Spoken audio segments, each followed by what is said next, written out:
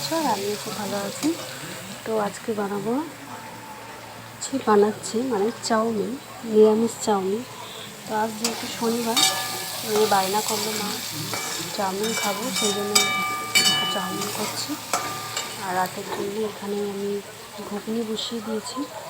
ঘুগনি মানে আমি মটরটা সেদ্ধ করতে দিয়েছি। আর একটু ছোলা ভিজিয়ে রেখেছি, ছোলাটা একটু ভেজে নেবো আমার হাজব্যান্ডের জন্য, খুব ভালোবাসে ছোলা খেতে। তো তোমরা কী কী বানাচ্ছো? আর যেহেতু নিরামিষ, হয়তো অনেকে অনেক কিছু বানাচ্ছে না, আমিও বানাতাম না, আমি বললো মা খাবো, ওই জন্যই বানাতে হলো।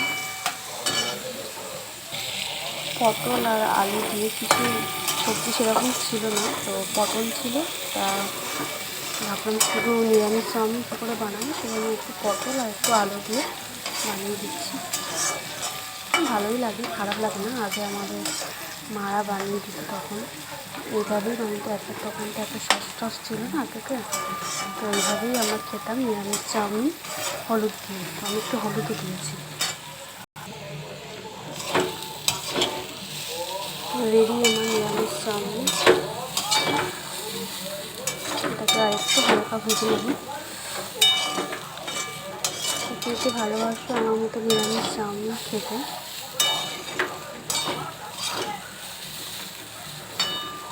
আগেকার চাউমিনের প্যাকেটগুলো খুব সুন্দর ছিল, সরু সরু। এখনকার সরু ঠিকই, কিন্তু আগেকার চাউমিন একটা পাওয়া যেত 2 টাকা করে প্যাকেট। তো ছোটোবেলায় আমরা সেগুলোই কিনে খেতাম, খুব ভালো লাগতো। বড়ো প্যাকেটের থেকে মনে হয় আমার ওই প্যাকেটের চাউমিনটা খুব ভালো লাগতো, একদম সরু সরু হতো।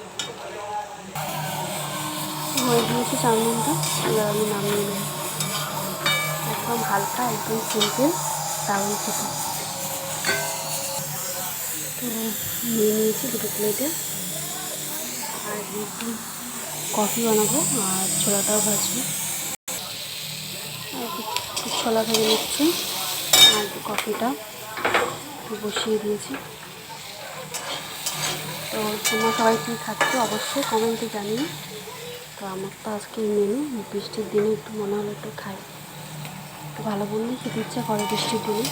ভালো মন্দ না হলে ঠিক ভালো লাগে না। ভালো মন্দ মানে আমার কাছে এটাই, বাইরে থেকে খাবার এনে খাওয়া এমন কিছু নয়। তো এই ছোটো ছোটো জিনিসটাই আমার কাছে অনেক দাম।